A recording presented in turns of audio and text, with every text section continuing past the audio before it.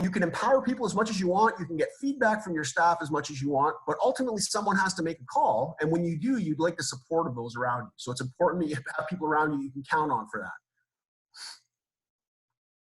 that. Okay. So if you have good people, you communicate well with them, and we'll talk a little bit about communication as we go through this thing. The odds are you're going to have a very, very powerful staff and a very effective staff. A staff that's going to be able to teach more than the game of football to kids and be successful with you. Okay. Understand the kids are looking at you. So if you're saying, look, we want to be a really high functioning team. We want our kids to support each other. We want our kids to have each other's backs. We want our kids to work together. We want our kids to be disciplined. We want our kids. If you talk about all the attributes you're looking for from your kids, and then all of a sudden one bad thing happens and one coach says to the other, well, your defense isn't playing really well. And then the old line coach says, well, you guys aren't stopping the run. And then you guys can't block anybody. Dysfunction starts at the top and filters down to your team if that's what the kids are saying. If they see that, you all know the alternative. Functional versus dysfunctional football staff. You've all seen it. You've seen it on the sideline. You've seen staffs that are like tickety-boo. Everything's perfect. They're working together. It's always positive. And then you've seen the staffs where some coach is losing his mind and screaming at kids and screaming at other coaches and just going out of his mind. Like, those things aren't things we want to teach these kids. Those aren't things that are going to serve them well going forward. And again, it's I always bring it down, to the quality of people you bring around you. Okay. So make sure you understand, like, if you're looking at being a head coach and you're saying, okay, look, I want to create a successful program and I want to create a good foundation for that. Let me just tell you this. It's just like anything else. If you want to have a good team, if you have good players, it helps. If you want to have a good staff that runs a good program, this is it. Like, you have to have those kind of people around you that are good people that you can trust, that you can work with. And they have to be able to work with you and understand where you are philosophically. Okay? So that's where I'm going to go first here. And I'm going to talk about this program or team philosophy. Okay? Because I do honestly feel that this is something that everybody wants to have a team philosophy, and everybody wants to have well, this is what our program stands for. This is what we do here. But sometimes we don't do a great job of communicating that to our team. And I remember when I first came to Alberta, it was like, I pride my teams on being tough and physical and all those sort of things. And we've become that over the years. But the first couple of years, it was like, we're not. Like, we're just not physical. We're not tough. We don't overcome things. We don't, like, there's things we couldn't do. And we only got better at them when we started teaching those skills. Okay? So if you look at this and you look at the potential you have for building a program that changes kids' lives, if you don't have a philosophy, if you don't have something written down and something you communicate on regularly around what we're trying to accomplish, it's going to be hard for people to follow you there. Okay? Once you have good people in direction, you have to define things. Okay? So how are you going to use your assistant coaches? How are you going to use the staff you've assembled? You've got all these good guys. And I'm telling you, they may not know everything about football. I understand, guys. I've coached minor football. I've been there with guys, and I've had guys on my staff who really just want to help. They don't know much about the sport. That doesn't matter. If they're good people and you can sort of give them some basic things to work with, they can be successful. But they have to know what they're doing. And one of the big parts of having them know what they're doing is defining that for them. Okay, so one of the things I've come up with, and I didn't have it when I first came to U of A, but I've come up with it since, and I've seen lots of success in our program through it, is something called a coach's handbook. Okay, the story I'll always use is this. It drives me nuts. It drives me nuts because we're professionals. So our staff is like, there's a couple of us that are paid. Everybody else gets at least a stipend. Everybody gets some money to coach. It's a professional level. We're one step below pro football. I can't stand when someone has a cup of coffee when they're coaching. It just sends such a casual message to me. I just think it's a horrible thing for football at our level. Just can't have it. But my first year there, I had to call a couple of coaches out and say, you can't do this. This isn't what's acceptable. And really what it was is because I hadn't outlined what we need and what it's all about.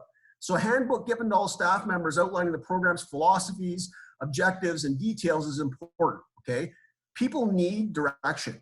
If you got good people, they want you to be successful. They want the team to be successful. They don't know how if you don't help them understand where you're going, what our direction is, and how we're going to get there, okay? So coach's handbook I'm going to look at here. See if I can share this. I got to share the screen again.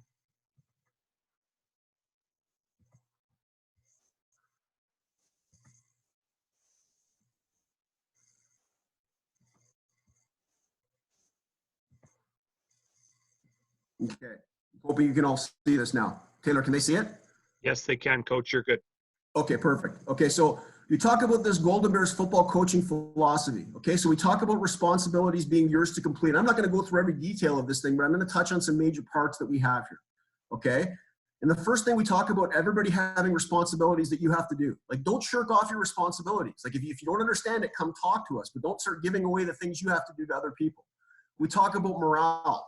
We talk about your role in the morale of the football team. We talk about knowing your job description and responsibilities. We talk about understanding, always look to improve. Okay, always look to be getting better as a coach. Talk about your private life and what you can and can't do. Where do we got here?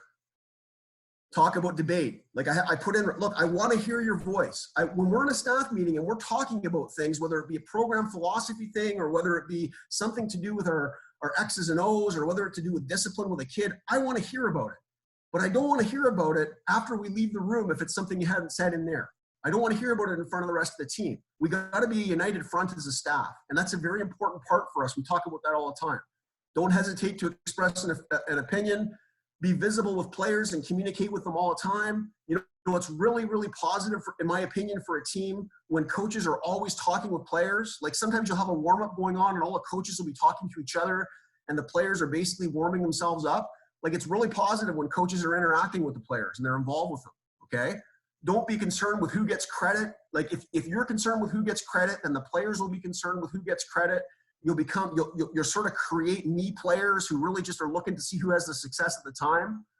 Halftime protocol is important. Make sure every unit has an idea as to what they're doing at halftime. Grading systems. You can see all the things in here that are sort of expectations of our program. Then we start talking about on-field stuff, be on time. For us, we have a 5-minute rule like lots of programs do. And I think lots of high-level programs do. Be there 5 minutes before it starts. Be ready to go. You can't eat or drink on the field. You know, that sends a bad message to the kids. And for all of you, depending on what level of football you have, if you're a head coach, you're going to have a level of comfort with all these things. And you're going to have to decide. I mean, I'll share this with you guys and I'll give you the Word document and you can use it as a base. I used Tom Higgins as a base several years ago when I was talking to him.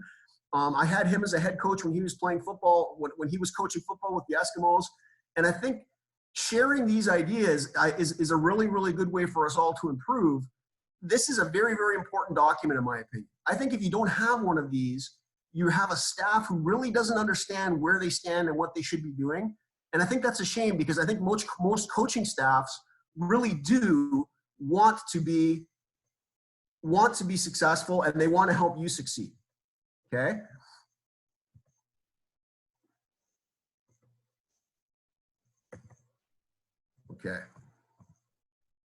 Okay, staff meetings.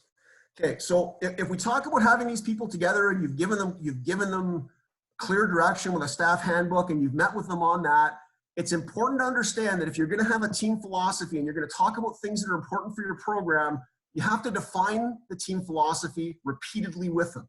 And in staff meetings, it always has to be talked about. Okay, so look at itinerary for our first staff meeting and the importance of the use of staff meetings.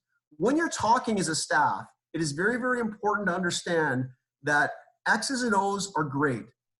But if the culture of your team isn't the first thing you address every single day, I think you're missing an opportunity. Because the reality is we're trying to help these kids become better in everything they do.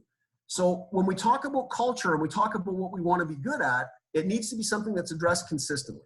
Okay, so I'll talk about this. We'll look at our first staff meeting just so I can give an example.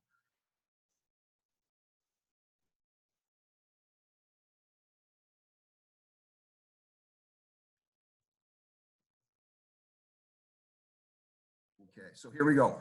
So Golden Bears fall camp staff meeting. Okay, so we always start off, and I talk about this when I recruit kids, and I talk about this with every coach that I've ever had here. My program priorities are simple. It's faith family first, it's school second, and it's football third. And I think I'm positive you can win a national championship with having these priorities. Okay? It is important. Every decision we make as a staff, if it comes down to a really hard decision, I come back to these program priorities. And I talk to the staff about, okay, faith, family, school, football. Does this decision fall in line with what we're doing? If we talk about changing something we do, if we talk about any sort of directional thing for our program, these are the things we come back to. Then we come back to our program philosophy. When we talk about kids in U of A football, and I'll cover our core covenants with you guys in a little bit here when we start talking about like defining program philosophy. For us, it's about three things. We want growth, we want our kids to be service people, and we want excellence. Okay, so again, this is the first staff meeting of the year. Some of my coaches have heard this 6 times. It doesn't matter. They need to hear it. Then I review the things that I think are really, really important with them.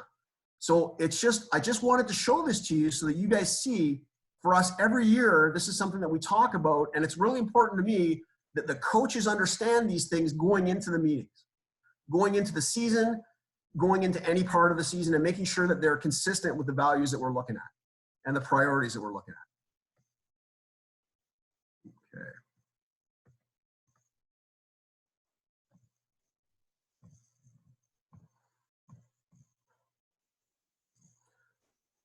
Okay, now I'm going to talk to you a little bit about establishing team philosophy with players. Now, it depends on age group. Like there could be some guys coaching Adam or Pee Wee or minor age groups on here. It's going to be a little bit different. And to me, the part that's going to be different is the level of involvement of the players. I think you're really cooking with this stuff when you have players deeply involved with establishing what your team philosophy is, what you're going to be all about as a team, what you're going to be all about as a program. I think that's when you're really at your best. Sometimes with younger kids, you got to help them quite a bit with that, and they may not be ready for it, right? So I always think of this. If we don't stand for something as a program, so like I just had a captain's meeting a Zoom meeting with my guys the other day, and we talked about like, you know what, we're about service. Well, COVID's been on for 6 weeks now. Okay, now at first service was difficult, but now things are lightening up. What are we doing for service? And we have a whole plan here coming out for the next few weeks around servicing the community and what we're going to do to help. And remembering to return to that, return to our priorities and return to what we want to stand for, okay? It's important to understand if you don't do that, you're really just a place to hang out for the kids. If you don't stand for something, if you don't stand for something greater than just football, I think you're just wasting an opportunity. I don't think it's terrible, and I think there's worse things kids can be doing. But guys, I really feel strongly, I feel incredibly strongly that this is a missed opportunity because programs can do so much good. And if you think about some of the great ones in the province, and I see kids coming out of programs, I see kids coming out of Ainley, I see kids coming out of Notre Dame, I see kids coming out of Sal. Like, some of these kids have some great values. They have a great way they look at life. The concept of service and excellence and all those things are pretty well established in them. I think you have an opportunity to do it. Like, you know, you look at the Rams in Sherwood Park, they run a good program. They emphasize education. They have scholarships, all those sort of things. There's millions of opportunities to have that going on. Okay, so I'll say this: every program, everybody who's on this call right now or on this video chat right now is at a different level, a different spot on the spectrum in this area. Okay, my experience with U of A was starting from scratch, so that's where I'm going to start with. Now, some of you guys who have very effective, like very strong cultures already right now, there might be some tools you can pull out and put in your toolbox. And some of you guys who may be looking, okay, look, we got to start over here. We need a reset here. Then there's some stuff here that you'll be able to use in that direction as well. So hopefully this helps no matter what stage of this thing you're at. It gives you an ability to sort of to go along with it. Okay, the total rebuild. Okay, so we started at U of A 7 years ago. Okay, the program was 0-16, questionable program reputation, poor academic retention, close to a 40% failure rate when we got there. 27th ranked team in the country, lots of tough things. Okay, so we thought, you know, we need to have a rebuild. Now, there's been some things that have happened in the last 7 years that are good, bad, and some of them are ugly. The first few years were really tough. Like we were outmanned, and it showed on the field.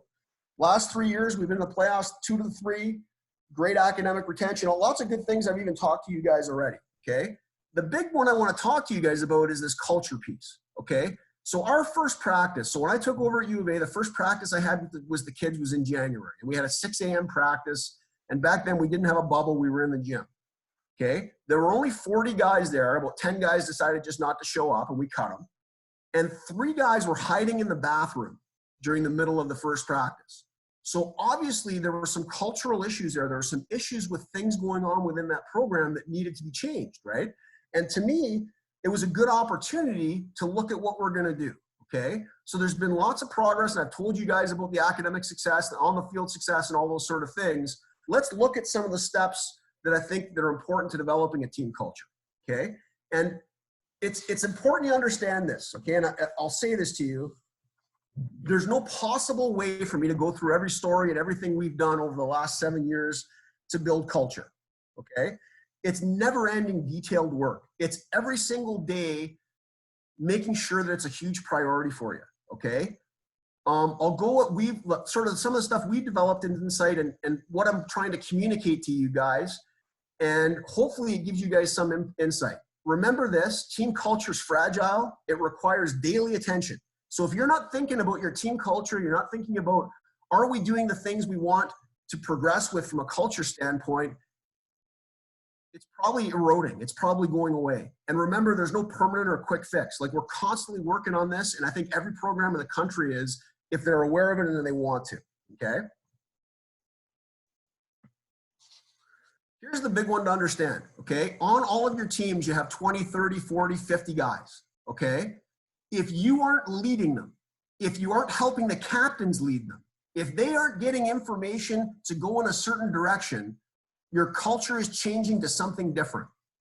And the best analogy I can use is, one minute you're feeling like you've got a great positive thing where there's a sense of respect and there's a sense of accountability and all those things. The next thing you know, one of your kids hits an opponent, stands over him and taunts him. Because, like, what is everybody in society telling them to do?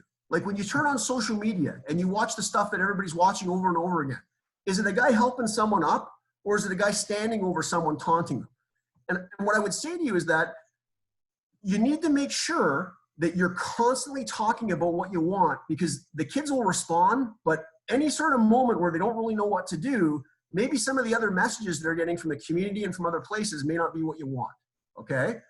So if you're an established program, so if you're somewhere where there's a tremendous culture already, you need to understand this, that, look, it's fragile. You're fortunate to have an outstanding culture. And with daily work, it'll continue, okay?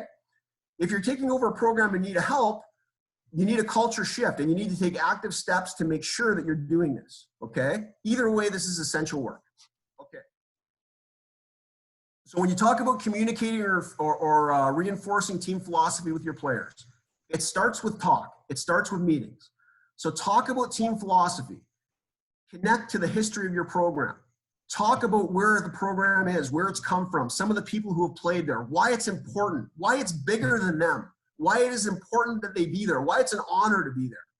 Plant the seed, but remember, this is just the seed. You got to water it, you got to tend to it, you got to make sure, okay? And some of that stuff I'll look at. I'll try to show you guys some of the things we've done so you can sort of get a sense what we do, okay? Okay, so we'll take a look at this document here.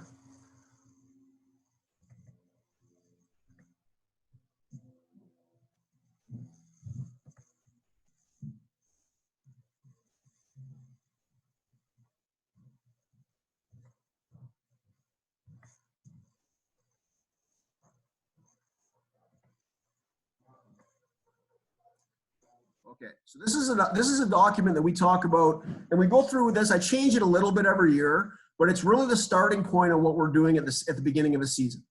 Okay, so we talk about the tradition of our program, and every single program that's on this call right now, there's something about your program you're proud of. There's some things that you would like to celebrate. Some of the kids are brand new there. They don't know anything about it. So if you don't talk about some of those success and what you think is important, they won't know. So at U of A, we talk about national championships. We talk about academic All-Canadians. We talk about things that we think are important, okay? We talk about a tradition of excellence within our program. Athletically, who we've developed, who we've sent to the draft. We talk about academically, you know, what our kids are doing, our 97% retention rate. We talk about our priorities. I talked about this with you guys already a little bit today. Faith, family, school, football. What I'll do is I'll talk to these guys, and I'll go through a couple of decisions which have been made within the last couple of years and exactly how I use this priority system to make my decision. It's really, really important that they understand how this is used and why it's used. We talk about our core covenant number 1. We talk about growth. We talk about how character development, academic development, and football development are non-negotiable in our program. So if you want kids to grow, if you want kids to have progress in certain areas, they have to know where. They have to know what you're expecting from them. for us, we run this at the beginning, and we also have a growth plan we do with all the kids, and we talk about development in all these areas. And they have to sit down with coaches and talk about what they're doing in these areas. Obviously, we have more manpower than some of you guys, but if you put this in, but then all you guys, sorry guys, I don't want to be disrespectful because I know you guys, you don't have the staff I do. So I'm not saying that everybody can do this, but I am saying you can plant the seeds for this stuff. Okay, so character development, academic development, football development, growth as a person. Okay, we talk about service and we define service. We define service to our team. You're here to serve this team. I, as your head coach, am here to serve you. Service is vital. It's an important concept in the sport of football, and I think it's the most important thing that kids get out of football. Okay, and then the last one is excellence. We talk about excellence as a program. We talk about excellence in preparation, excellence in execution, excellence in academics, and excellence in character. I always talk about rust, and I say if you're not excellent in everything, you've got rust on you. And it's just a matter of time before it spreads to other parts of your life. When things get hard, that rust will start to spread to things that you once cared about. And we spend a lot of time talking about you're either all in and you want to be excellent in everything, or maybe you're not.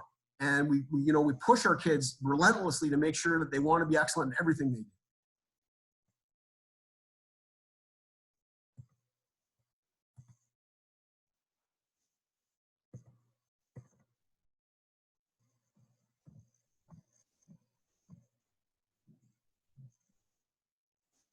Okay. Again, I don't want to beat a dead horse here, right? But if you don't clearly communicate what you're looking for, they don't know. Okay, so want to be part of something greater than yourself. We always talk about that. And we always talk about that. You know, you hear people when they get to our age and they talk about how this was the most important thing that ever happened to them, was they joined something and they learned through sport, or they learned through a great organization, or they learned through the church, or they learned through many different places. And it was one of the best things that ever happened to them, that they're part of something bigger than themselves. Well, you can use football for that. These kids can join something that the team can be bigger than them. It just takes a lot of work because that's just really not how people are wired, right? So they can't have this experience if they don't know that what they're part of is special. And you have to sell that. You have to sell the program. And I know for us, it's been a big chore. Like, kids are proud to be Golden Bears now. I'll tell you, when they were 0-16 and then they went 0-24 after the first year, and guys are making fun of them in the community, and like, it's hard. And building that reputation and building the things you're proud of and building slowly towards being part of something that's bigger than yourself is huge. And every program can do it. Like I said, I think it's one of the most important things a head coach can do. Okay? So you need to find and celebrate examples of your culture being acted out. So I'll watch film and I'll say, look, this is a guy who's doing the right thing. Or we'll have a team meeting in the middle of the off season, and I'll pull out all the academic All-Canadians, or I'll pull out all the guys who've done a volunteer service, and I'll celebrate that accomplishment in front of the team. It's always in their face. I know my first year, I'll share this story. It was not one of my best moments, but like, we were real soft my first couple of years there. We didn't play hard. And I had this thing called the pillow board, and I put a pillow up above this whiteboard, and I'd write guys down on the board, and I go, that's soft, man. You're not being mentally tough enough. You got to be able to respond. You can't. We had a couple kids during games where they'd get beat, and they'd certainly be grabbing their head instead of chasing the guy that beat them. And it was just like, we just weren't mentally tough enough. And those little steps, we had the pillow board, and then we worked on loafs in practice. And anytime there was a loaf, we'd call kids on it. We talk about not finishing blocks and all those sort of things, right? All the things that we wanted to communicate about what we wanted to be from a culture standpoint, we celebrated on a daily basis, and as much as we can. And again, on and off the field, the things you want from these kids, the character, when you see a kid pull someone aside and you see someone like, they know that their teammate's in trouble and not feeling great, but they pull them aside and they make them feel better. Talk to the kid about that. And then maybe use it as an example for your team. Like, those are huge things if you're trying to build culture, making sure that you do it on a daily basis. Okay. So that's the first part. I don't know. I could pause there, Taylor, if you want, and take some questions on team culture, or I can wait till the end. I'm not really sure how you'd like to do it. I don't, as of right now, I don't have any questions, but if anybody wants to pop their screen on and ask Coach Morris something, if not, we can move on. Or if you want to quickly type it in there, we'll give Coach a minute to catch his breath. If there's any questions, we can discuss it now or later.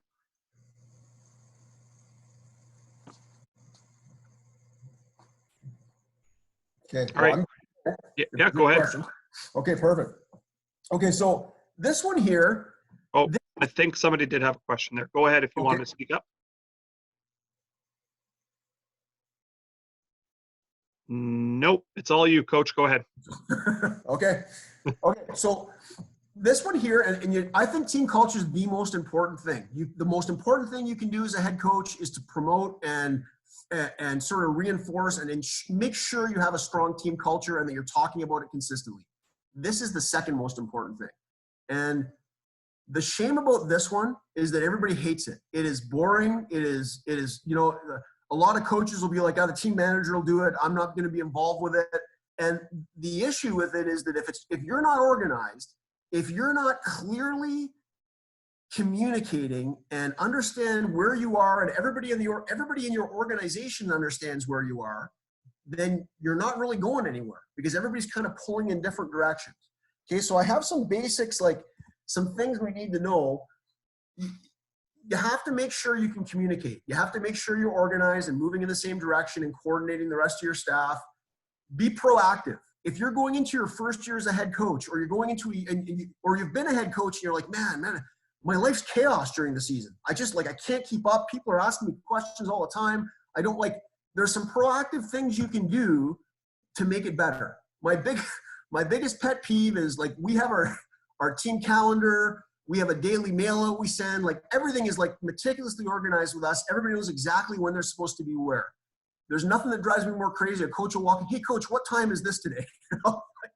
like put it on. Like, there's 4 things it's on and you're coming in to ask me. I don't even know. I look at my schedule. So it can be frustrating at times because you're trying to herd a bunch of cats, but the more proactive you can, the better it can be.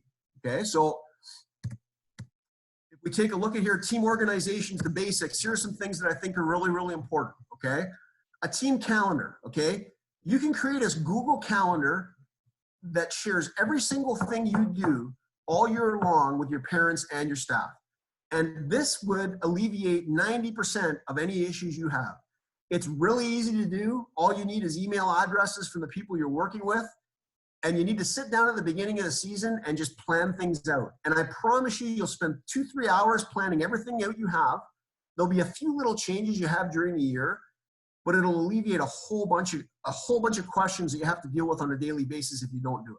So for me, our team calendar is non-negotiable. Our team calendar is like a year in advance. So everybody knows that's sort of the Bible for us. If it's not on the team calendar, it doesn't exist.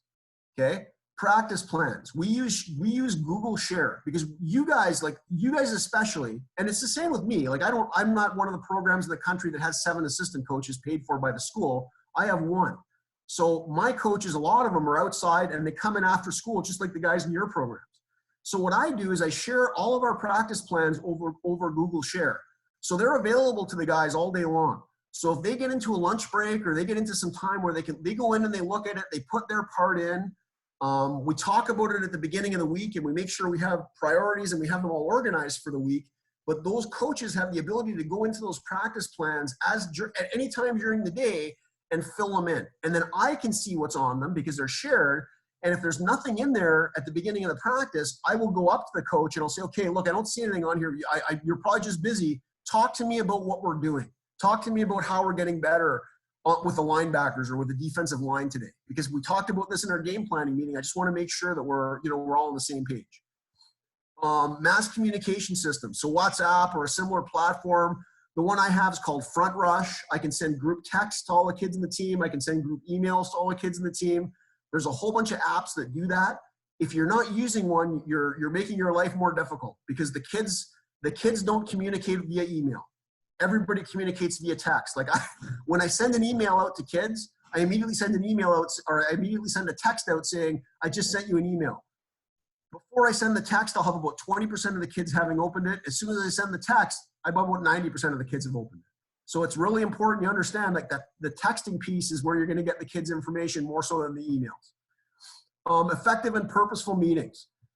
Okay, like if you're going to meet as a staff, there's a great book I read called Death by Meeting. Okay, and it really it summarized everything I've ever thought about people who have 3-hour meetings and who sit there and expect people to listen for that long, and they don't really have an objective and they don't really have something they're trying to accomplish with their meetings. Okay. Set agendas for your meetings. Be organized in your meetings. You're not going to be able to have a whole bunch of them as minor coaches, high school coaches, you'll have a little bit more, and I get to have a captive audience. But I have to be organized. Like, I can't sit there and just babble on. I have to make sure that I have a point by point by point agenda as to what I'm going to do. Otherwise, obviously your staff gets somewhat disenchanted with you. And again, if you're clear in those meetings, it saves time later on. The other one I would say is just a weekly routine. Like, every week should look it should be very predictable for the guys for the coaches on your staff. It should be predictable for the kids on your team. There should be a reliable and predictable routine, not just to your schedule, but to your practices and to everything you do, so that people can get into a rhythm. They're way, way better in a rhythm and understanding what's coming than if they feel like they're surprised all the time. So this team organization piece is very, very important. Okay. I would say, like I said, if you don't have this, you could be Vince Lombardi and no one would know, because everybody would be like, I don't know what I'm supposed to do. And then people start getting disenchanted. Then you start getting a bunch of questions, and it just turns into a bit of a gong show if you're not organized. Okay. Practice planning. Okay. So the biggest part for me with practice planning is that it be tied. When you talk as a staff about what you're trying to accomplish, okay, what are you trying to do as a team? If you're an Atom team and your practice plans don't incorporate a whole bunch of individual skills, then I don't know whether you're really accomplishing what you should be trying to accomplish as a staff. Same thing as if we're a university team and we're saying, okay, well, to beat Calgary this week, we have to run zone, okay, and we have to run zone this way. So my practice plan should show, when we're running our run periods and we're running our individual periods, there should be progressions that lead our kids and teach them the skills they need to be successful in the skills they'll need that week. Now, it's really detailed, but that's what great teachers do. Teachers take the thing the kid needs to be able to do at the end, they backwards design, and they create a plan for the kid to get there. And every week you play, there's certain things you should be able to identify as a staff at the beginning that you're going to have to do to be successful. And those things are things that you need to be able to do. Everyone always talks about this. I love this expression because it's right. You win in football when you take care of the details, okay? Take care of the little things. If you look at someone's practice plans, you can really tell whether or not they're taking care of the little things. It's one of the greatest signs as to whether or not they're taking care of those little details, okay? So here are some things I put in for points that I think are important about practice plannings. Every part of the practice is tied to something you want to improve. Here's a great one, okay? And ask yourself this as a program. Your team warm-up. For most people on this call, you guys are dealing with younger kids. And I coached Adam and I coached Peter. They can't run at that age. They need to do A's. They need to do B's. They need to do track-related things. They need to do stuff to help them learn how to run. If by the end of the year, your team warm-up can have taught your kids how to stride, how to drive their knee forward, how to do those sort of things, while at the same time having warmed them up, you've done something really, really significant with that group of kids. So like every period of your practice should have an emphasis. Your warm-up should have an emphasis. Like, what are you trying to improve with the kids? Is it flexibility? Is it speed development? Is it like, what are you trying to do with them? Okay, your individual time. When you're going to indie time, it should be tied to player improvement in the skills they need.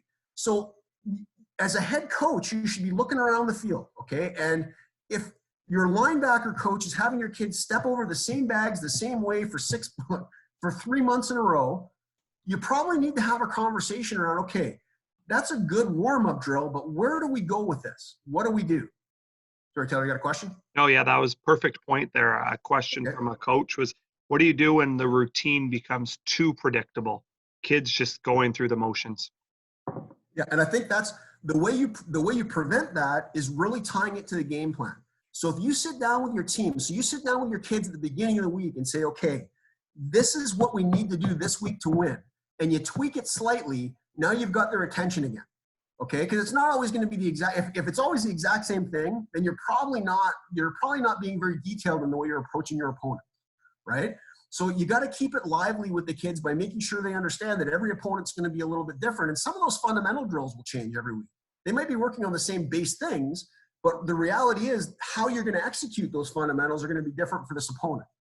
Okay, individual time fundamental drills are tied to the skills players. They need to be confident. Okay, if you're an offensive lineman and you don't know who to block, you could be the best player in the country and you're not going to be any good at all. Your film is going to be awful. You're going to look like a terrible player. They have to know what to do. Some of the time you're spending in individual time has to be around scheme and around what they're accomplishing and what they need to do. Group competition time. Expand on what you're doing in individual time. Don't do run spits. Don't do, okay, we're going to teach the base block and we'll do 2 steps into contact and then we'll roll our hips and then go to group time and do pulling, or go to group time and do pass protection. Like, make sure it's staggered. Make sure each one of your practice periods leads to a progression that builds on each other. So you go from run fundamentals to run fits, and then maybe you have another individual period where you're doing pass. Okay. If you're doing team competition time, one of the things I really, really suggest is breaking it up. Like, don't do a practice for 20 minutes and then have an hour of team. Put a whole bunch of different periods of team in. Like, sit down as a staff and say, okay, here are the 5 plays we need to be able to run to beat whoever we're playing. And the first period's an emphasis on that, on the first play. You're not running it exclusively, but you're running it quite a bit against different looks. Then you're running a different play. Then you're running a different play. And instead of having that long period of an hour or however, like I've seen some practices go forever with just that team time, you have it split up into chunks. And between those chunks, you're working on the skills they need to be successful, or the mental pieces they need to be successful to run that play. Okay, so the plans to me are very, very much about that, about making sure that you're using every moment of that purposefully. Okay. So for us, when we look at our practice plans, it starts with our staff meeting, and we evaluate opponents and we talk about what we need to get better at. We'll talk about team culture stuff that we want to build during the week as well. The coordinators tell the staff, here's what we need to do. So they'll break into offensive and defensive groups, and Rick is my offensive coordinator, and he'll say, these are the things we need to do to be able to be successful. These are the plays we need to be able to run. Then they'll sit down and they'll talk about, okay, how are we going to use our individual time to run that? And then the positional coaches go back and forth with our coordinators about what the best role to do. Now, for some of you on this call, if you're going to be the head coach, you're also going to be the coordinator. And sometimes you'll be a coordinator and a positional coach. It's just a matter of working with the other people who are in those roles as well. So hopefully you're not doing head coach, O coordinator, D coordinator, and 2 or 3 positional coaches. If you're doing that, I can't help you. Good luck. I'll give you in that case, you have to just do your best. But most of us have a little bit more help than that. Okay. For us, really important are our transitions. I never want to see, and again, it's the whole thing of us being one step below professional. When our kids break from one session and they go to the next, the coaches should be there first. Everybody should understand what we're doing. Everybody should be there with enthusiasm and understanding what the next phase is. Okay. So if you take a look at ours, and I'll show you ours briefly, just so you can see an example of what we do.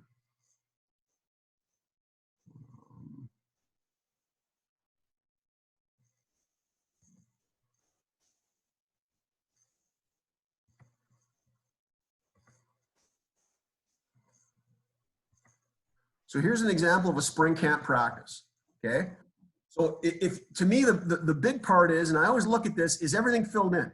Does every coach have something in mind they're going to accomplish during the periods, right?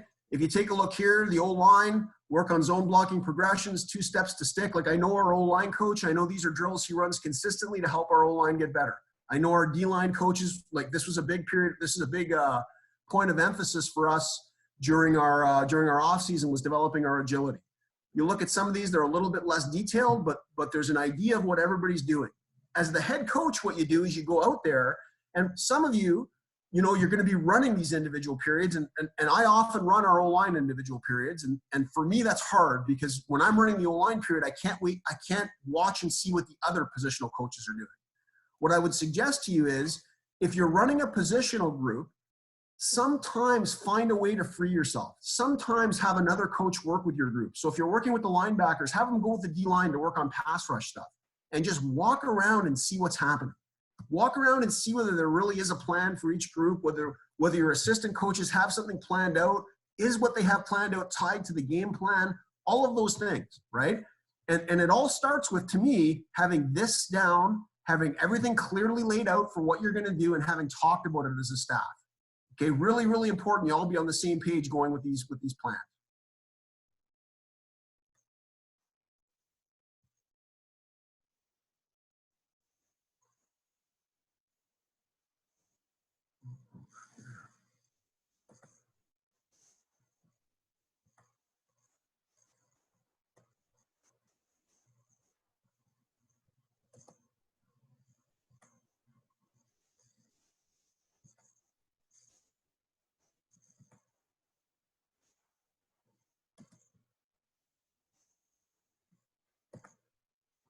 Okay. Okay, X's and O's. You know, it's impossible and very arrogant of me to sit here and say, here's what you should be running from an X's and O's standpoint. I have no idea who you have in your program. I have no idea what level of play you have in your program. I'm going to talk to you guys about something that I think is universal. It is the most important thing, I think, when you start talking about what X's and O's to do. Okay? Always remember this, and always remember this when you're picking staff members as well. The last guy with the chalk in his hands is going to win. So if you give a guy a piece of, well, I'll just defeat it by doing this, or I'll just run this play to defeat that. The last guy's going to win if you just give it to coaches and you just say, okay, look, what are we going to run? Everybody's always got a great idea as to what's going to work. Okay? You can win with the chalk and still not know much. You can say, look, let's run this and make something look really, really fancy on the whiteboard or on the chalkboard or even in a discussion. Make sure if you're trusting someone to run plays and to run your offense or to run your defense or whatever else it is, ask some basic questions. Like if someone has this is a great play. How does it work against a 40 front? How does it work against the 30 front? How does it work if they move here? How does it work if they blitz? Someone who knows what they're doing doesn't just have a play that works against one thing or works against error. Sometimes guys will bring you plays and it's against error. And it's like, I don't know what to do with that. It's against error. What if they move? What if they're doing different things? Same with defensive coaches. Well, we want to bring everybody. Okay, what if they go empty? What if they go quads? What if they do this? Those are your job. As a head coach, those are kind of your job to ask those questions just to make sure that someone knows what they're talking about. Because Madden's created all sorts of geniuses. Guys play Madden for a little while and they figure I got this great system now, it's going to work. Just be careful, right? Because, ultimately, you're the one that's going to be held accountable for these sort of things. You got to make sure that you're putting the kids in a good position to be successful, okay? Key to understand, every scheme works.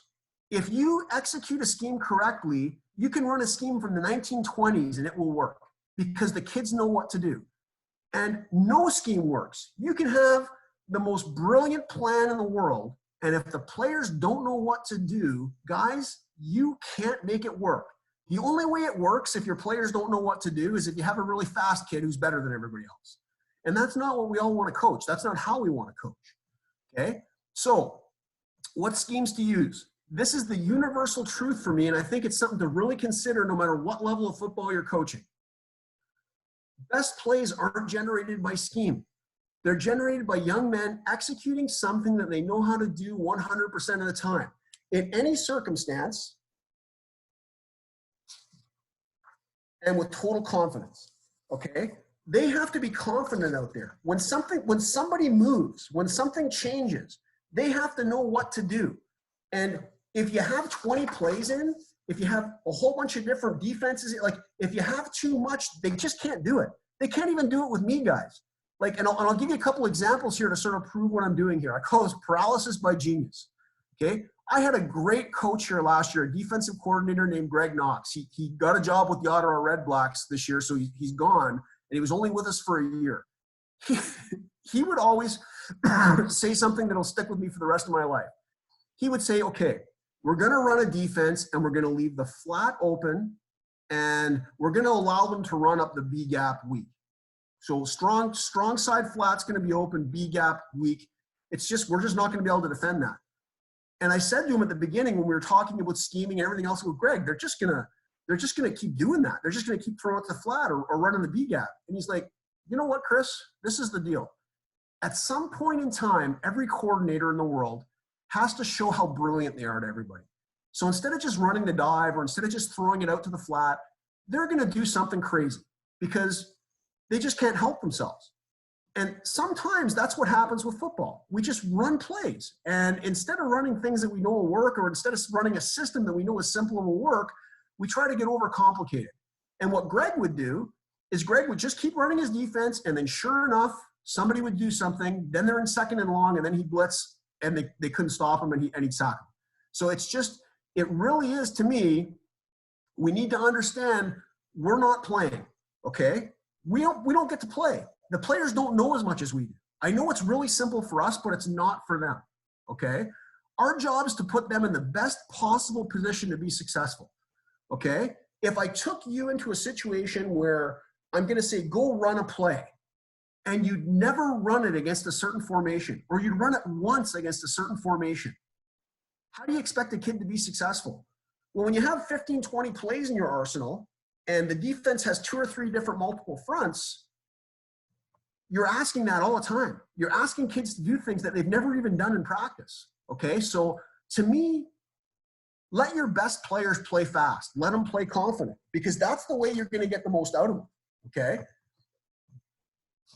Know your players. Remember, every time, every single time, if you're an offensive coach, if the defensive front shifts, their job changes significantly.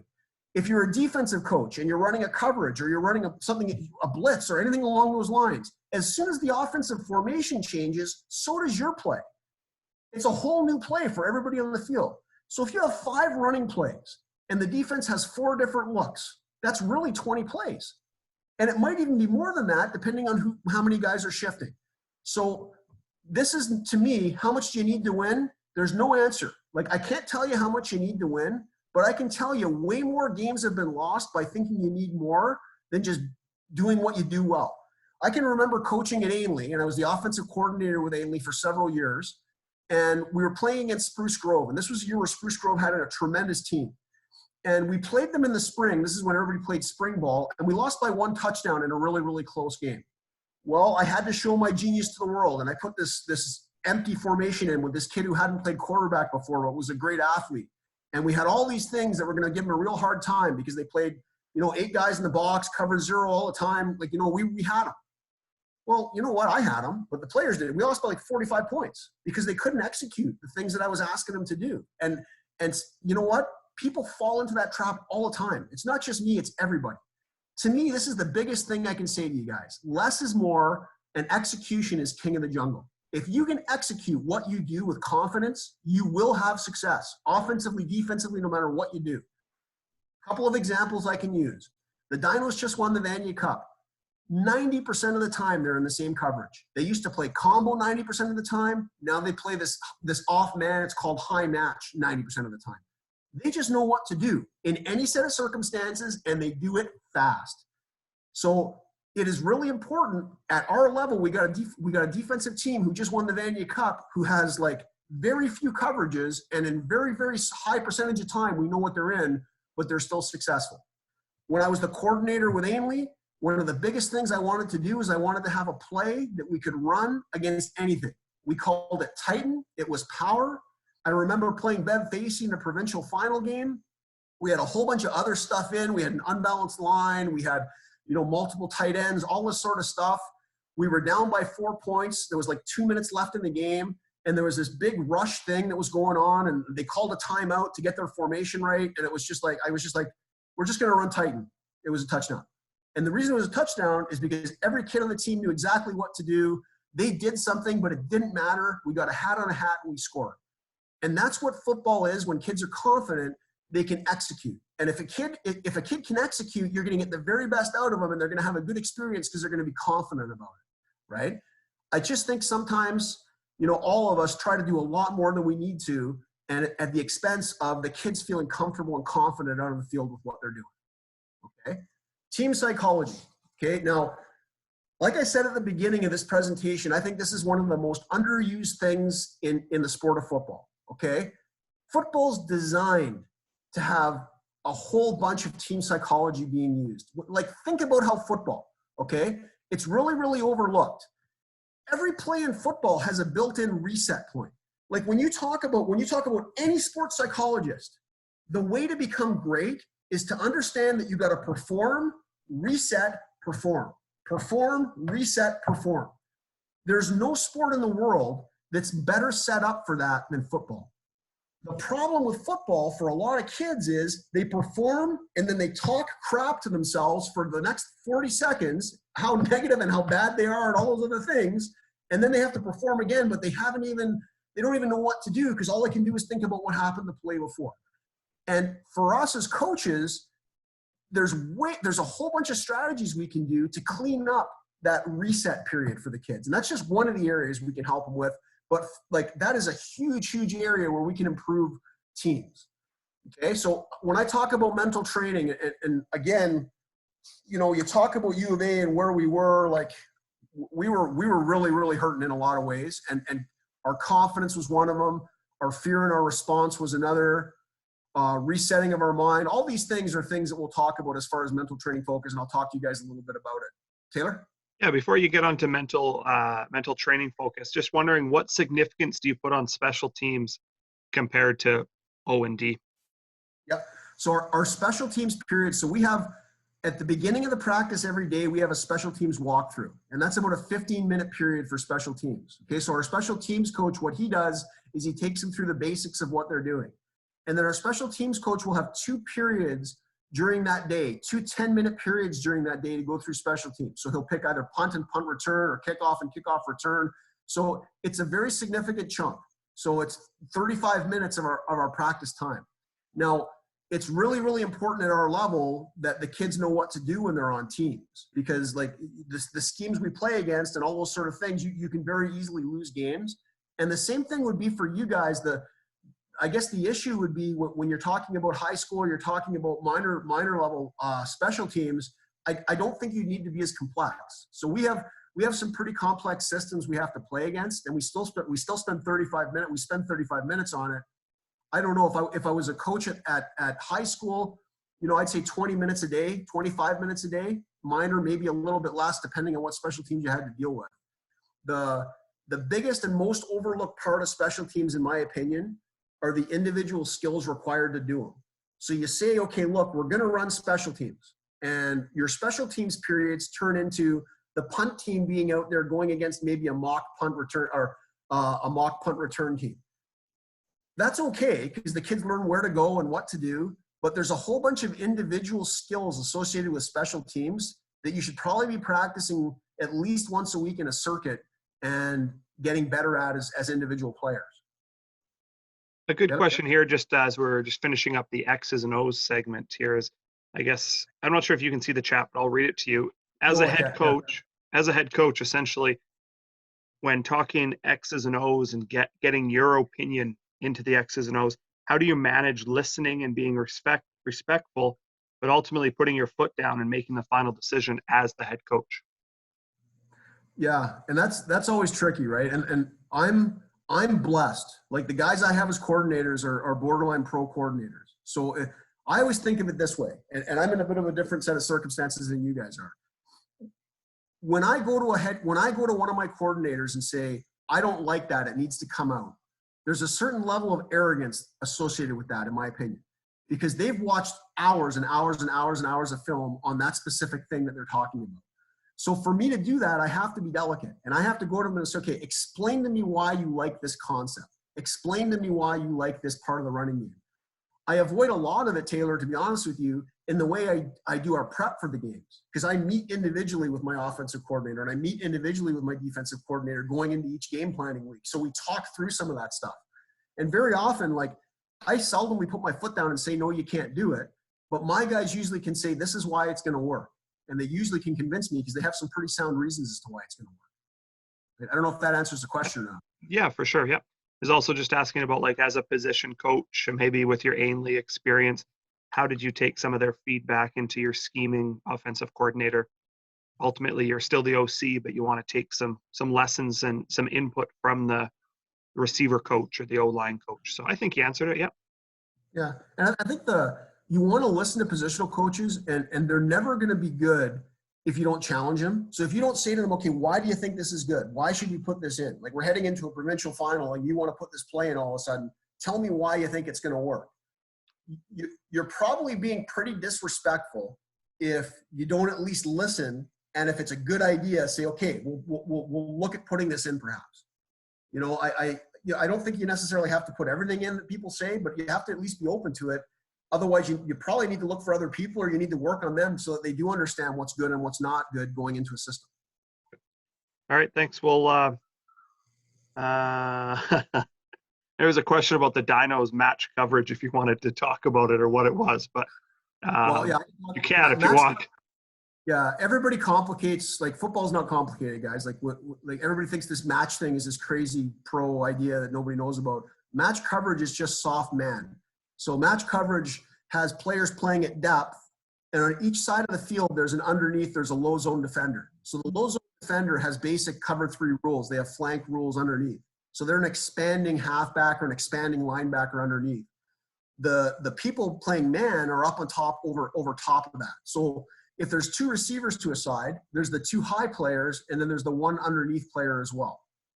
Okay? Same thing on the other side. If they have trips to one side, there'll be 3 high defenders, and there'll be a low zone defender there as well.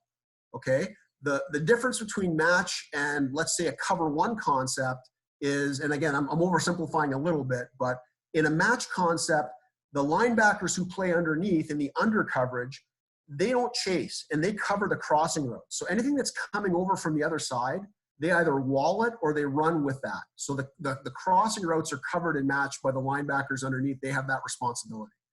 Great. And I think I'll just kind of segue into, this isn't designed necessarily to be X's and O's. I'm sure Coach Morris would sit and talk for hours X's and O's, but we do have his defensive coordinator, legendary Coach Higgins, speaking later within this series, and also Coach Shahan with the Dinos speaking offense later in the series. So stay tuned. If you're not already registered, please register, and we'll continue on mental training focus with Coach Morris here. Okay. So here, like I said earlier, here are some of the main things that I think are really important for you to focus on and talk to with your kids, okay? You can't talk about everything with your kids. What I always do is pick themes. Like, what are we going to work on this year? And I'll show you guys. So again, this was important for us. When I first got there, I didn't do this. And I think it's a level of I have this old school background around like freaking tough, just take care of it. Don't complain. Don't, just make sure you win. Right. And kids today aren't necessarily like that. And I think for my first few years as the coach here, it was just like I didn't believe in giving them strategies. I just thought they should be tougher. And I know that sounds ridiculous now, but that's kind of how I was coached. It was like, just keep pushing. My coaches kept pushing me and pushing me and pushing me. And eventually I built mental toughness through doing that. I don't think this generation learns that way. And I don't think this generation flourishes with that sort of environment. So for us, bringing in all this mental training was a huge part of our transformation from that 0-24 team, from kids quitting in the middle of plays, from kids just not physically or emotionally being able to hold up to things. A lot of these skills really, really helped our kids. I'll show you guys, I'll give you guys the basics of it. And guys, I have this presentation. This presentation has a whole bunch of videos and everything else in it as well. And I'm more than happy to share it with you. I won't even send you the PDF. I'll send you the PowerPoint presentation so you can use it with your programs. Just change the template or whatever else it is. But like, just ask. Like, I honestly, I think this is great stuff.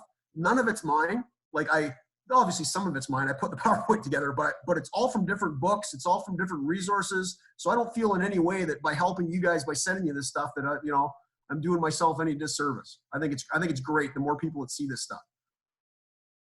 Okay, so confidence and competition. So when we talked about this is the 2017 season is when we started doing this stuff. Now, one thing I'm really proud about in that season, that was the first season we made the playoffs as a team, okay?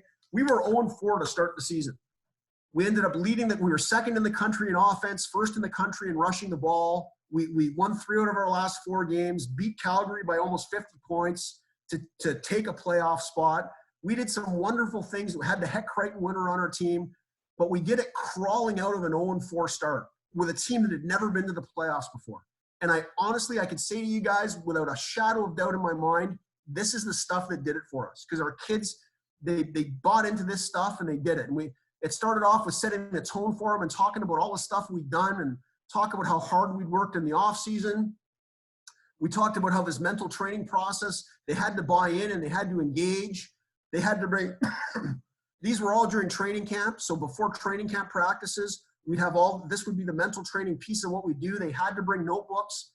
You guys are going to laugh at this. I check their notebooks. Like even now when we do all of our football IQ sessions during the off season, I go through them and I check them. And if you're not writing notes, man, there's hell to pay. You better be writing notes and you better be processing what we're doing. Okay. So, we just talked about the basics. So we talked about tipping the bucket. For us was sort of getting over the hump and all those sort of things. Our first presentation was on confidence. And what does it look like? Like, what is confidence? A lot of this is Bruce Brown stuff. If you guys haven't read Bruce Brown's resources on mental training, you should. It's really, really good. Some of the stuff's from the Energy Bus. There's a lot of good resources that I use to put this together. What does it look like to be confident? You know, our team at that point in time, at that point of our development, they thought talking shit meant being confident. Oh, I'm going to talk and I'm going to tell everybody how good I am and how bad they are. That's not what confidence is. But they didn't know that. We had to teach it to them, right? So calm, focus, self-trust, team trust. We talked about what low confidence players look like, making excuses, always talking. We talked about how loud people are. I mean, they're all videos embedded with this thing, right? Talked about calm inner confidence, clearing your mind. What does it mean to be confident? When the thought, and this is a great quote I love, when the thoughts of winning and losing can be purged from a mind, a person becomes a true competitor. All that then matters is the moment at hand and the next down to be played. Gone are all of the other distractions, and 100% of your effort and attention can be put onto the only thing in the world at that moment in a game that can impact the result of the game, the next play. And that is, guys, that more than anything else encapsulates what football is, man. It's play by play by play, and we let it get ruined by a bunch of junk we put up into our heads. Like, I can remember doing it as a player. Like, I played 14 years pro, and I can remember being out there thinking I couldn't block anybody because of stuff in my head, and I can remember being out there thinking that no one could ever get by me because of stuff in my head. And there was no difference between me as a player in either one of those two moments. Confidence vampires. We talk about the things that suck your confidence away. Talk about the fear of failure. What if we don't win? We talk about all that baggage that goes into your head. Poems, all that sort of stuff. So, guys, what I'm going to do is, like, anybody who wants this stuff, I can share it with them. The one thing I can promise you is that if you do mental training with your team, you won't regret it. If you get your captains to buy into it, if you get your program to buy into it, your kids will be better, not just at football and not just at resetting those things, but in life as well. There's some great coping mechanisms we give kids with this. There's some great things we do to help them stay out of their own heads. So I think really, really good stuff. Go ahead, Yeah, so how do you get those leaders involved? One of the questions is, you do need your leaders to buy into this. Any advice on getting kids to step up and take the bull by the horns, and the others will follow? Yeah, I got that coming up. I got leadership's a big part of the presentation coming up right now. I'll talk, because that is a process too. That's a huge process to what we're talking about here. Great. Okay. Sounds good. And if you don't mind, we can probably just get that PowerPoint from you, and I can share it on the Google Drive that I have with these coaches. And as long as they're registered for this program, they can have access to it. Okay, perfect. Okay, yeah, that's perfect segue. Look at this.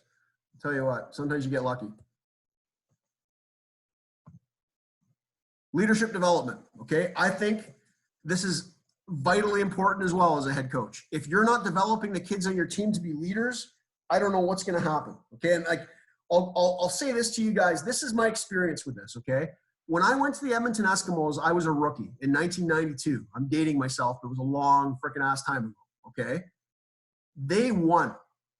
It was a group of winners, and they were tough, and they knew how to win football games. Now, I'm telling you, Ron Lancaster was a good guy and a good coach, okay? He had nothing to do with the toughness of that team. That team had a bunch of guys on it. It was the Eskimo way or get the hell out of town. And those guys, it was different guys then. And that's why I'm going to talk to you guys about leadership here in a second, because back then the world was different. And I'm going to say this to you, and I'm going to say it to you. I'm going out way on a limb here because I don't believe in this, but I'm going to say that it was effective back then. They had the Phantom back then. And if you were worried about yourself instead of the team, the Phantom came calling and bad things happened to you. And that was the way the Eskimos handled that. Now, that's not what happens in the world anymore. But back then in those days, that kept that organization a place where the right thing was done consistently. And it was 100% player driven. The coaches had nothing to do with it. It was all captain driven. And this is the one thing I'm going to say to you guys. Kids today and kids at any time in history have no idea how to lead or follow. They don't even know how to follow. Like, they don't even know how to be a part of something where they're supporting someone else. And we have to help them with it. And I haven't always done a good job helping my guys with it. But I think we've done some great work, especially over the last 4 or 5 years, showing kids how to be effective leaders and what to do. So I always talk to the team about this at the beginning of the year. Our team expectation, you're a leader here, you follow the leader and you support them, or get out of the way. We do not have people around here who don't have the courage to lead, follow, and want to complain. You got to do one of the two, either lead or follow, or we can't have you here. And that's clearly laid out to my team at the beginning of the year. And guys, I cut people just because of this.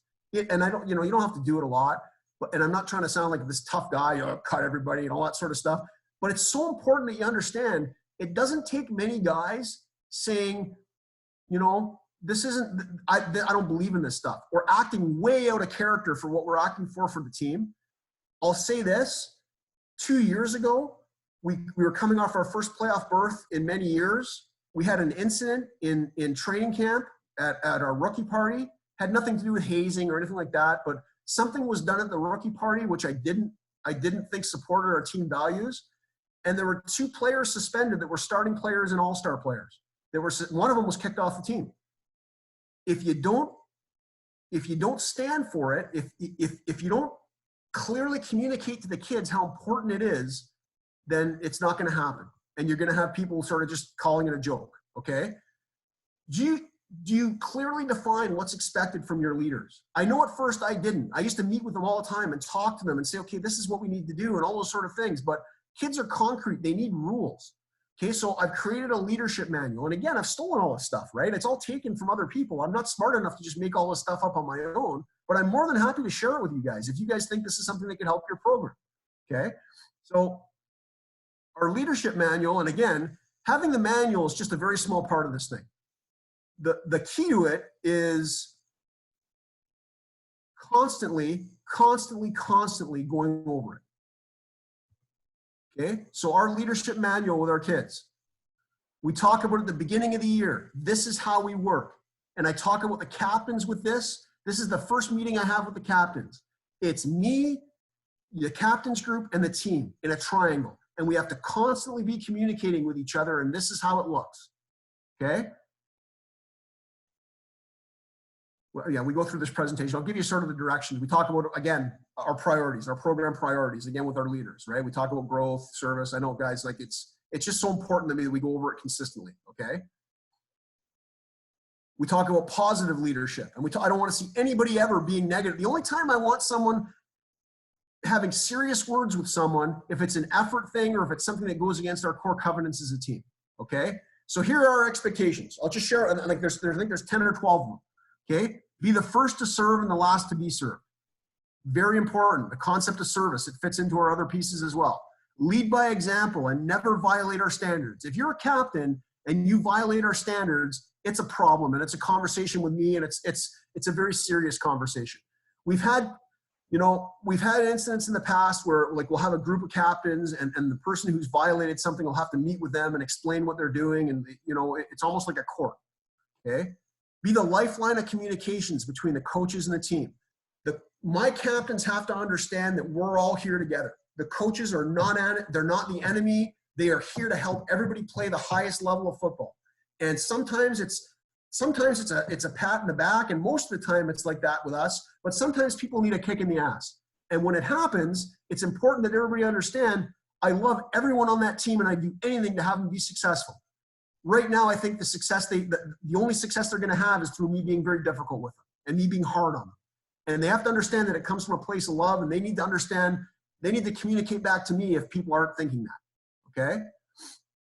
Always praise others. I don't want my captains, look at me, look at how I'm a captain. My captains carry the equipment out. My captains eat last.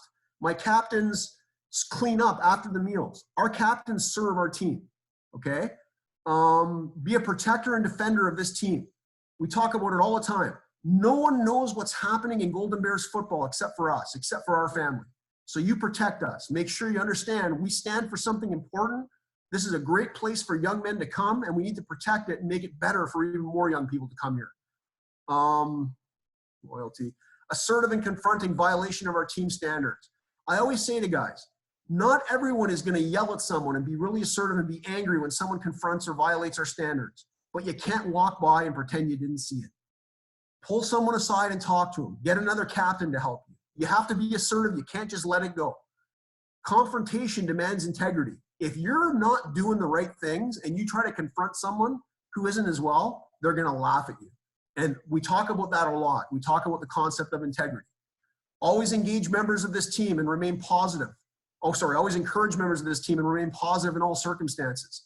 We talk about never getting broken. Don't let other teams break you. You can be losing. Something bad can happen in a team, a bad call, whatever it is. Don't break. You're solid. You're the one that everyone's looking to. You can't let your emotions, you can't let bad circumstances break you and turn you into something that's not what we want to be. Okay? So like that's it, guys. That's what we talk about. And we emphasize those things like on a daily basis with our captains. I have captains meetings at least once a week. Even during the off season, I meet with my captains a couple times a month and we talk about those things. So that communication to the captains and then the weekly meetings around, okay, or the bi-weekly meetings or whatever it is we meet talking about how to do the right things. And then we'll have maybe a community service engagement where we go and they have to organize it all.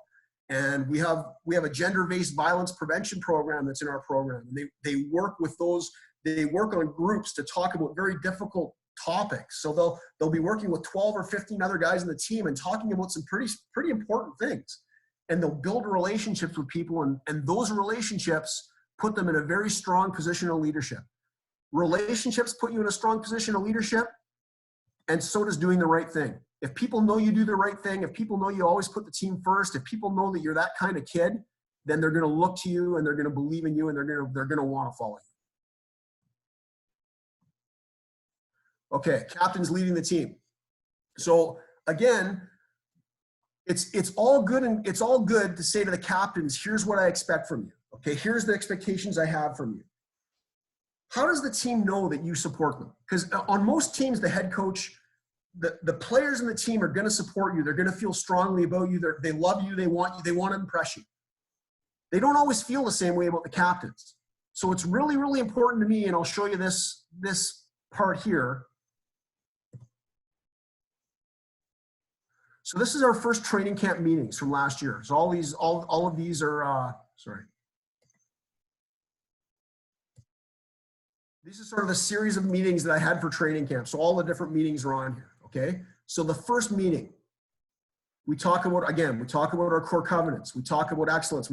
The same presentation that I gave to the captains goes to the players. Here's what we're about. We're about excellence. We're about service, all those things. Leadership. Then I call my captains and I get them to stand up individually. And I'll say, Ben Kobzinski is a captain on this team. And I'll go on for about 2 or 3 minutes about him. That's why he's a captain. Colby Miller's a captain on the team. This is why he's a captain. And I'll go through every single guy on the team and I'll explain why they're worthy of being a captain, why they deserve to be up in front of that room. And then I'll tell everybody on the team, here's what you can expect. Here's their job. This is what captains do here. They're positive, and what should you expect? And I go through all of the things we just talked about with the captains, and I say, this is what you should see. They will be the first to serve. They will lead by example. And I tell the team very, very clearly, these guys have embraced this opportunity and they've shown me that I can trust them to do it. If they ever do not lead this way, you need to come talk to me because this is our expectation here. And the captains know they got to come talk to me if captains aren't leading this way. And again, to me, it's really so much about just outlining clearly what I want. Because I truly believe in my heart, especially with the guys I have, because they're older, they want to do it right. They want to win. They want to be successful. They want to be good people. Now, sometimes you have people who don't, and they're obviously not going to be in your captain's group, but those are guys you identify with your captain's group and you talk about it. You say, how are we going to help this person? How are we going to help them be better people? How are we going to help them learn about these things so that they can be more successful? Okay?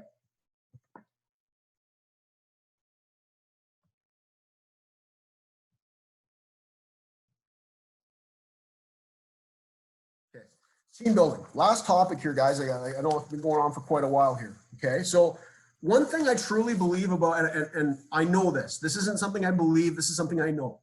Okay, the more the kids in your team know and respect, and one thing is to know, another is to respect. Okay, the more they know and respect each other, the harder they're going to play for each other. The more they're going to trust each other, the more that they will play. This is missed. A lot of times we don't do enough to enable people to get to know each other, to enable people to gain the respect of one another, okay? So here's a couple little things we do, okay? one of the big ones we do, and you guys can do this, all you high school guys can do this. We do this Hell's Kitchen training camp activity. So what we do is I get the captains to form groups, and they're all mixed groups. So there are a whole bunch of kids in those groups that they don't know yet because it's obviously the new year. I give them all a card to go to the grocery store, and they have to go shopping, and they're given recipes. Then they come back, and we actually use Emmy Lazert's food kitchen to do it. We go up to Emmy Lazert, and we cook. Those captains, those groups of kids, cook meal. They cook a certain dish, and all of the dishes are cooked by all the different groups. And as they go shopping, and as they cook, and as there's a whole bunch of team building stuff they do while they do that. And then when we eat that meal together that they've all prepared for each other, and they've gotten to know each other well by doing, then we do a whole bunch of team building activities within those groups. And we ask some hard questions, and we look at, why do you play football? Like, one of the biggest things I love to ask kids is, why do you play? What do you want out of this thing? You're not going to, the odds of, you going to the NFL or going to the CFL or anything like that's probably not going to happen. So why do you like to play? Like, what do you love about this thing? Right. And having kids talk through that, having them answer that why, their why for the sport, their why for their involvement with us, I think is very powerful. Okay. The other one's community service activities. We do a ton of them. And for us, team building, a lot of that has to do with just making sure you mix your groups, right? So if you're dealing with the linebackers, maybe the linebackers want to work with the quarterbacks, and they get to know each other going to the food bank and servicing the food bank for a day, or going to the mustard seed, or we've done Habitat for Humanity, or any of the other things that you can do as long as they're mixing together and they're doing those things. Okay, so those are all really important parts. The captains play a big part in these team building exercises as well. And again, it further cements the captain's respectability and their ability to lead on the team. Okay, so guys, that's in essence, guys, that's sort of where I think the cradle, like the basis, the foundation for being a head coach. I think if you do the things that I've talked about today, I think you're well on your way. I don't think there's any way to cover all the topics and all the things you possibly are going to have to deal with as a head coach, because you really are. You're like dad for all those kids. You're dealing with the parents. You're like a principal. You're like a teacher. You're a million different things. But there's some things you can do to certainly make it far more enjoyable. And it's such a wonderful job. The potential you have to create an environment for young men that's going to just totally change and impact their lives is tremendous. It's a great job. And, hopefully I've given you guys at least some things to look at and some things to consider as you go through your journey in being a head coach. So I'll open the table up. Any questions you might have, I'd be happy to answer. Sure. I just want to thank you before some people kind of take off. It's a busy time for you. I know there's a lot going on at the university and teaching your kids as well in your spare time. So thank you very much, Coach Morris, for joining. It's absolutely incredible what you've done the last 7 years, and I look forward to being a fan and watching the next 7 years or more years and some championships coming up. So, Coach Morris, thank you very much. There was a question, a couple questions here. A tough one to say, when they're dealing with smaller programs and you can't necessarily just cut kids, how can discipline be fostered when you can't afford to lose athletes, maybe at a smaller program?